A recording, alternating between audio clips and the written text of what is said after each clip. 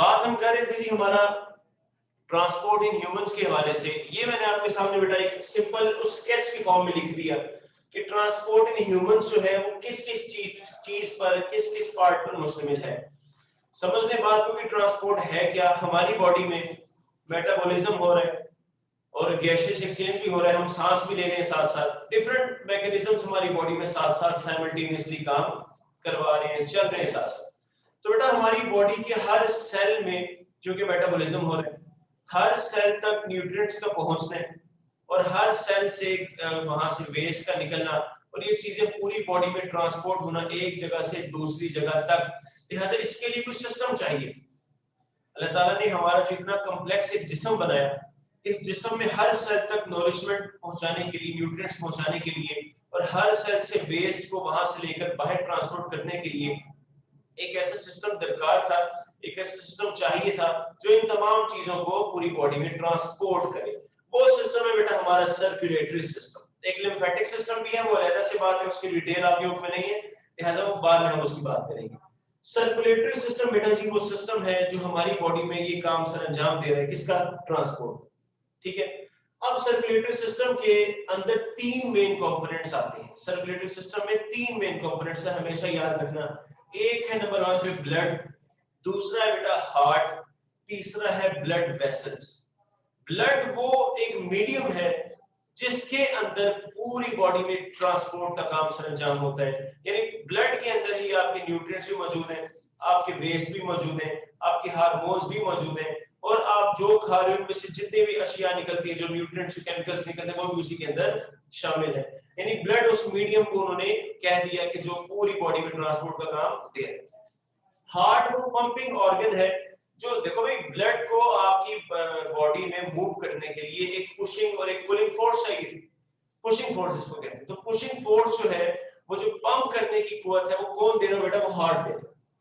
Heart जो है वो ब्लड को पूरी बॉडी में थ्रू आउट दी बॉडी क्या करवाता है? पंप करवाता है, ताकि हर सेल तक वो नॉरिशमेंट पहुंच सके। ब्लड वेसल्स वो रास्ते हैं जिनके अंदर से ब्लड गुजर के हार्ट से बॉडी तक जा रहा है और फिर बॉडी से दोबारा हार्ट तक आ रहा है। अब इनके जो टाइप्स उनकी बात करेंगे। ब्लड जो है उसमें अगर हम देखें तो ब्लड के अगर कॉन्स्टिट्यूएंट्स की बात करें तो ब्लड में दो मेन चीजें पाई जाती हैं। नंबर 1 है प्लाज्मा जो कि 55% हिस्सा है ब्लड का। नंबर 2 है ब्लड सेल्स जो कि बनाता है बेटा जी 45% उसका हिस्सा। नंबर 1 पे है प्लाज्मा जो 55% हिस्सा ब्लड का। नंबर 2 पे है बेटा जी आपके ब्लड सेल्स जो कि 45 हिस्से पर मुश्तमिल है। और इसी तरह हम हार्ट की भी बात करेंगे साथ। ब्लड वेसल्स जो है वो रास्ते, उनमें बेटा तीन टाइप्स है, एक है आर्टरीज, एक है वेन्स और एक है कैपिलरीज। कैपिलरीज भी पढ़ते हैं इनको, कैपिलरीज भी पढ़ते हैं, लिहाजा आप उस झगड़े में नहीं पढ़ना, वो दोनों ठीक है। कैपिलरीज भी ठीक है, कैपिलरीज भी ठीक है। आर्टरीज वो है बेटा जो ब्लड है आपका, जो हार्ट से उसको अवे लेकर जाती है। मतलब आर्टरीज वो वाले रास्ते हैं जिनमें हार्ट से दूर जाता है ब्लड। ठीक है। Arteries are the blood vessels which carry the blood away from heart. Veins are the blood vessels which carry blood towards the heart. जो हार्ट की तरफ ब्लड को लेकर आए वो वेन कहलाता है। कैपिलरीज या कैपिलरीज जो है बेटा, ये वो सर्फेसेस है जहां पे एक्सचेंज होता है। मतलब जो आर्टरीज है वो कैपिलरीज में डिवाइड होती है। कैपिलरीज बेटा टिश्यू स्पेसेस में होती है जहां पे एक्सचेंज होता है। यानी ब्लड जब कैपिलरीज में आता है तो वहां पे एक्सचेंज होता है चीजों का। कैसे? ब्लड के अंदर मौजूद चीजें बाहर टिश्यू फ्लूइड में आती हैं और टिश्यू फ्लूइड में मौजूद चीजें कैपिलरीज के अंदर, यानी थ्रू ब्लड, कैपिलरीज के थ्रू कहां पे आ जाती हैं? ब्लड के अंदर। तो कैपिलरीज समझ लो कि आप सिंगल सेल थिक है और इनमें क्या होता है जी मामला? इनमें एक्सचेंज का मामला पेश आता है। मुझे आपको शुरू में बताया ना कि एक्सचेंज होना चाहिए, वेस्ट का वहां पर एक जगह से दूसरी जगह, और फिर ऑक्सीजन वगैरह का भी ट्रांसपोर्ट होना, वो यहां पर एक्सचेंज होता है between blood and the body fluid. ये तीन तो हो गए, इनको भी डिटेल से बाद में लिखेंगे। इसका आपको एक टेबल है पूरा बुक में 9.1। प्लाज्मा जो है ना बेटा जी, हमने पढ़ा कि जो प्लाज्मा है जो कि 55% हिस्सा बना रहे हैं, प्लाज्मा के भी उसके अगर हम कॉन्स्टिट्यूएंट्स देखें तो 92 जब हमने प्लाज्मा का जिक्र किया हमने बोला ही ये कि ब्लड का जो लिक्विड कंटेंट है उसे प्लाज्मा कहते हैं। हमने बोला भाई ब्लड के दो हिस्से हैं, जो लिक्विड पार्ट है वो है प्लाज्मा और जो सेल्स है वो ब्लड सेल्स है, वो तीन किस्म है। जब हमने कह दिया कि लिक्विड पार्ट है तो लिक्विड पार्ट है तो मतलब उसमें ज्यादातर हिस्सा किस पर मुश्तमिल है? पानी पर। लिहाजा प्लाज्मा की भी अगर हम उसके डिटेल में जाकर देखें तो प्लाज्मा में 90 to 92% क्या मौजूद है, पानी। और उसके अलावा जो बाकी बचा 8 से 10%, 8 to 10%, वो बेटा आपके पास डिसॉल्व्ड सब्सटेंसेस होते हैं। अब इन डिसॉल्व्ड सब्सटेंसेस में बड़ी किस्में हैं।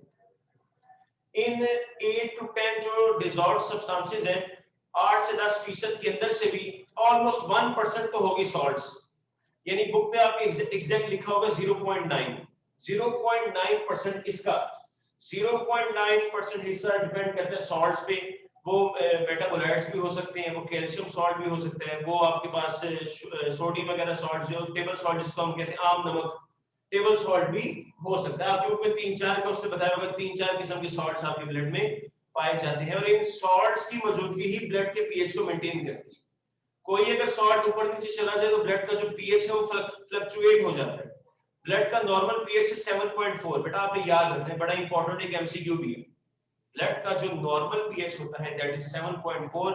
सॉल्ट्स की तादाद में हेरफेर हो तो ब्लड का नॉर्मल पीएच फ्लक्चुएट कर सकता है, लिहाजा उसको वहां पे मेंटेन रखना है।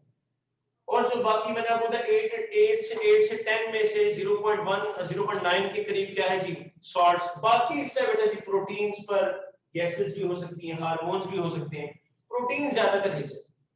अब प्रोटीन्स के अंदर आपके बुक में जो 2 से 3 नाम होंगे, एक उसने लिखा होगा एल्ब्यूमिन।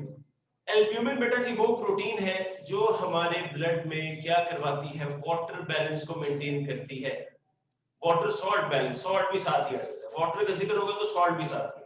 तो प्रोटीन्स का अगर जिक्र करें तो प्रोटीन्स में एल्ब्यूमिन एक प्रोटीन है जो वाटर सॉल्ट के बैलेंस को मेंटेन करती है। इसके अलावा एंटीबॉडीज की बात करें, एंटीबॉडीज भी ब्लड में होती हैं। एंटीबॉडीज वो प्रोटीन्स हैं जो क्या करवाती हैं, जो आपके वाइट ब्लड सेल्स निकलती हैं और ये आपके जो है डिफेंस सिस्टम यानी इम्यून सिस्टम बनाती हैं। इसके अलावा फिब्रिनोजिन एक प्रोटीन का जिक्र उसने किया होगा। फिब्रिनोजिन एक ऐसी प्रोटीन है, ये मेरी बातें बड़े ध्यान से सुनना, जो कि ब्लड क्लॉट करवाती है। यानी जब भी आपको जख्म होता है पहले वहां पे एक प्रोटीन है फिब्रिनोजिन, वो एक सील सी बनाती है, फिर साथ ही प्लेटलेट्स वहां पर आकर इकट्ठे होना शुरू हो जाते हैं और वो जख्म को मुकम्मल तौर पे सील करने में हेल्प देते हैं। तो फिब्रिनोजिन प्रोटीन भी कहां पर होती है, इस डिसॉल्व्ड सब्सटेंसेस में, जो कि किसका हिस्सा है, प्लाज्मा। ये मैंने आपके सामने बताया प्लाज्मा, उसके पार्ट्स और ब्लड की नॉर्मल पीएच। बुक पे सारा कुछ लिखा। दूसरा 45% हिस्सा मैंने आपको बताया एरिथ्रोस। अच्छा ये बेटा नाम मैंने जानबूझ कर ये वाले लिखे, इनके आसान नाम भी हैं लेकिन मेरा मकसद है कि आपको ये नाम भी आने चाहिए। मैं अक्सर औकात देखता हूँ कि एमसीक्यू में अगर एरिथ्रोसाइट्स लिखा हो तो बच्चा परेशान हो जाता है कि ये कौन सी बला है।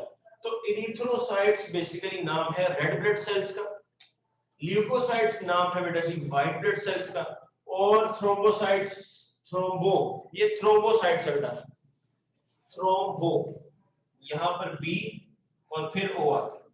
जो थ्रोम्बोसाइट्स है बेटा जी ये नाम है किसका, प्लेटलेट्स का। तो ये तीन जो किस्में हैं एरिथ्रोसाइट्स का बेटा आपने हमेशा याद रखना है, हमने जो पढ़ा था पहले भी, अभी आपको मैं रिवाइज करवा रहा हूं, ठीक है। तो आपने ये रफ्तार पे नहीं जाना कि सर तो 120 की स्पीड से लेक्चर को लेके जाई जा रहे हैं आगे, तो मैं आपको रिवाइज करवा रहा हूं। एरिथ्रोसाइट्स हमने बेटा जब डिटेल में पढ़ा था, एरिथ्रोसाइट्स क्या थे, आरबीसी जिनका मेन काम होता है ट्रांसपोर्ट ऑफ गैसेस। गैसेस कौन सी, ऑक्सीजन और कार्बन डाइऑक्साइड। हम जब सांस लेते हैं सांस के जरिए हम बाहर से क्या लेकर जाते हैं, ऑक्सीजन फेफड़ों तक, ठीक है। अब फेफड़ों से ऑक्सीजन जो है किस सवारी पर सवार होती है, रेड ब्लड सेल के ऊपर। रेड ब्लड सेल समझ लो वो सवारी है जो ऑक्सीजन के लिए, ऑक्सीजन उसके साथ बाइंड होती है हीमोग्लोबिन की वजह से जो उसके अंदर होता है, और वो पूरी बॉडी में ट्रांसपोर्ट आरबीसी करता है। और आरबीसी का एक और काम भी है, अंदर जो कार्बन डाइऑक्साइड जो आप सांस के जरिए बाहर फेंकते हो वो उस फेफड़ों तक आती कैसे, वो भी रेड ब्लड सेल ट्रांसपोर्ट करता है। और इसके अलावा हमने आरबीसी के अंदर पढ़ा था कि बहुत ज्यादा होते हैं बाकियों की निस्बत। मेल्स के अंदर 5 to 5.5 मिलियन होते हैं पर क्यूबिक मिलीमीटर, और फीमेल्स में 4 to 4.5 मिलियन पर क्यूबिक मिलीमीटर सैंपल। यानी अगर 1 मिलीमीटर क्यूब सैंपल हो ब्लड का तो उसमें इतने आरबीसी पाए जाते हैं। उसके अलावा हमने देखा जब एक आरबीसी बनता है तब उसका न्यूक्लियस होता है, लेकिन जब वो मैच्योर होता है, जब वो ब्लड में रिलीज कर दिया जाता है, दे हैव नो न्यूक्लियस, और उनके साइटोप्लाज्म में 95% हिस्सा हीमोग्लोबिन एक मॉलिक्यूल है वो होता है। हीमोग्लोबिन मॉलिक्यूल क्या करता है, मैंने आपको अभी भी बताया कि इट ट्रांसपोर्ट्स गैसेस। ऑक्सीजन की बात करें 5% हिस्सा जो आरबीसी का है वो एंजाइम्स पर मुश्तमिल है, वो एंजाइम्स और बाकी जो सॉल्ट्स वगैरह वो भी उसके अंदर, क्योंकि आरबीसी भी एक सेल है तो उसके अंदर भी इस तरह से मामलात होते हैं। फीटल लाइफ में जब एक बच्चा माँ के पेट में होता है, फीटस होता है, तब आरबीसी कहाँ पे बनते हैं? तब उसके लिवर में और तब उसके स्प्लीन में बनते हैं। जब जब चाइल्ड बर्थ होती है उसके बाद डेवलपमेंट जब ऐसा ऐसा होती है तो RBC short and flat bones के अंदर बनना, बोन मैरो के अंदर बनना शुरू हो जाती है। आरबीसी का चूंकि न्यूक्लियस नहीं है, उसका एक लिमिटेड लाइफ स्पैन होता है 120 दिन यानी 4 माह। एक आरबीसी जो है वो 4 माह के बाद ऑटोमेटिकली लिवर में जाकर टूट कर बाइल सॉल्ट्स बनाने के काम में आ जाता है। उसके बाद ल्यूकोसाइट्स, इनको व्हाइट ब्लड सेल कहते हैं। ल्यूकोसाइट्स आपको मैंने बताया था कि ल्यूकोसाइट्स आपका इम्यून सिस्टम बनाते हैं। इसकी दो टाइप्स हैं, ग्रेन्युलोसाइट्स, ए ग्रेन्युलोसाइट्स। ग्रेन्युलोसाइट्स इनका ग्रेन्युलर साइटोप्लाज्म होता है, जिनके दाने दाने नुमा स्ट्रक्चर होता है। ग्रेन्युलोसाइट्स में 3 किस्में थी, यहाँ पे लिख ही दें बल्कि साथ साथ। ये बेटा आपने गौर करना है, ल्यूकोसाइट्स जो हैं उनकी 2 मेन किस्में होती हैं। एक है ग्रेन्युलोसाइट्स और एक है ए ग्रेन्युलोसाइट्स।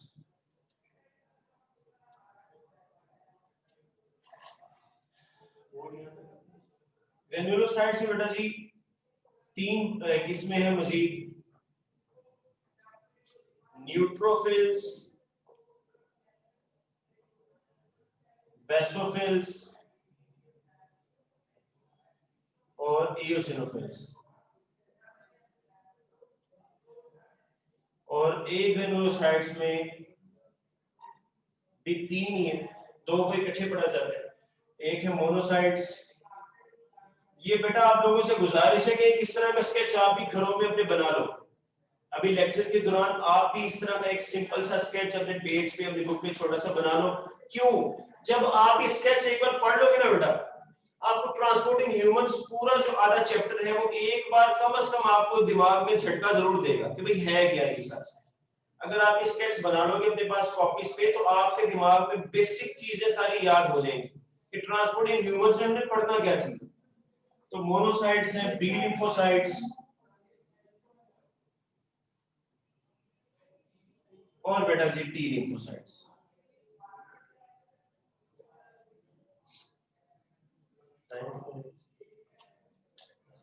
ठीक है, तो बेटा जो ग्रेनुलोसाइट्स है उन्हें आपको पता है 3 टाइप से। न्यूट्रोफिल्स, न्यूट्रोफिल्स क्या करते हैं? फैगोसाइटोसिस करते हैं, जो जर्म्स होते हैं उनको खा लेते हैं, निगल लेते हैं। फैगोसाइटोसिस का मतलब ये है to intake solid particle. Basophils blood clotting prevent करते हैं। इओसिनोफिल्स जो है वो पैरासाइट्स को किल करते हैं, जो डिजीज कॉजिंग एजेंट्स होते हैं। एक ग्रेनुलोसाइट्स में एक होते हैं मोनोसाइट्स, जो कि क्या करते हैं, ये भी उसको जर्म्स को इनगल्फ करते हैं। ये मैक्रोफेजेस बनाते हैं, ऐसे ऐसे बड़े बड़े सेल्स बनाते हैं जो जर्म्स को किल निगल देते हैं। बी और टी लिम्फोसाइट्स में ये एंटीबॉडीज बनाते हैं। एंटीबॉडीज आपको पता है जो कि पैथोजन के साथ बाइंड करके उसको किल कर देते हैं। उसके बाद बेटा तीसरा है थ्रोम्बोसाइट्स। थ्रोम्बोसाइट्स आपको बताइए अब। अच्छा हाँ, एक और बात जो हमने, हाँ ल्यूकोसाइट्स है, एरिथ्रोसाइट्स हमने पढ़ा कि इनका लाइफ स्पैन है 120 दिन। लेकिन जो व्हाइट ब्लड सेल्स है ल्यूकोसाइट्स के, कुछ माह से लेकर कुछ ऐसे भी हैं जो पूरी पूरी जिंदगी तक इंसान में रहते हैं। ये मरते मतलब डेड नहीं होते। इनमें न्यूक्लियस भी होता है, ठीक है, और इनमें रेड पिगमेंट नहीं होता। और इनकी तादाद 7 से 8,000 होता है per cubic millimetre. White blood cell की बात होगी। अब थ्रोम्बोसाइट्स की बात करें तो थ्रोम्बोसाइट्स कहते हैं, थ्रोम्बोसाइट्स प्योर सेल नहीं है बल्कि बड़े बड़े सेल्स मेगाकैरियोसाइट्स का हिस्सा हैं। जब ब्लड सेल्स बनते हैं ना, उनमें समझ लो जब एक छोटे छोटे पार्टिकल्स बन जाते हैं साथ, जिनको मेगाकैरियोसाइट्स कहते हैं, ये उनके फ्रेगमेंट्स, इनको थ्रोम्बोसाइट्स कहते हैं, प्लेटलेट्स कहते हैं जिनको। अब जो थ्रोम्बोसाइट्स है इसकी कहते हैं जिंदगी क्या है, जो इनका आपको बताया कि लाइफ स्पैन वो 7 से 8 दिन है। 7 से 8 दिन में ये बनते हैं, टूट भी जाते हैं, इनकी इतनी जिंदगी है। और जो कि प्योर सेल नहीं है, इनकी प्रॉपर चीजें इनकी पूरी नहीं होती। दूसरा, इनकी तादाद उसने बताया होगा 2.5 लाख से करीब, शायद 2.5 लाख के करीब ये हैं, 1 क्यूबिक मिलीमीटर में पाए जाते हैं। जो थ्रोम्बोसाइट्स है इनका मकसद क्या होता है, इनका फंक्शन क्या है बेटा? ये ब्लड क्लॉटिंग करवाते हैं। आपको शुरू में बताया कि जब आपको चोट लगे, आपको जब जख्म होता है, तो सबसे पहले वहां पर जो एक टेम्पररी सील बनती है ना, टेम्पररी सील, वो तो बनाती है फिब्रिनोजेन प्रोटीन। उसके बाद जो परमानेंट वहां पे हीलिंग होती है, परमानेंट से मुराद जो एक मोटी तय लग जाती है, वो प्लेटलेट्स बनाती है। उसके बाद फिर हम स्किन सेल दोबारा से रीग्रो रीजनरेट करना शुरू होते हैं, तो आपका मुकम्मल तौर पे जख्म भर जाता है। मेरे ख्याल से इसको आज इतना ही रखते हैं बेटा, ये भी थोड़ा नहीं है, काफी ज्यादा रिवाइज करवा दिया आपको। अगर देखें तो ब्लड को हमने डिटेल से देखा, plasma, blood cells, water, resources, erythrocytes, leucocytes, thrombocytes, इनकी इन दो कंपोनेंट्स की बात हम अगले लेक्चर में कर लेंगे, हार्ट और ब्लड वेसल्स। इसके मुतालिक बेटा जो कोई सवाल है, और ये आपने लाजमी तौर पे, बल्कि आज का होमवर्क भी आपका ये है। और बेटा ये वाला होमवर्क कई बच्चे डंडी मारते हैं, बीच में होमवर्क सेंड नहीं करते। कुछ बच्चे करते भी हैं होमवर्क सेंड करके, लेकिन कुछ बच्चे आजकल जो है सर्दी की वजह से शायद उनका जो मेटाबॉलिज्म है वो स्लो हो चुके हैं, हालांकि तेज होना चाहिए। वो डंडी मारे होमवर्क करके कोई नहीं सेंड करते। ठीक है, ये आज का आपका होमवर्क है। इसी तरह से आपने एक स्केच बनाकर, ठीक है, आप लोगों ने मुझे सेंड करना है उस पे, हाँ व्हाट्सएप पे।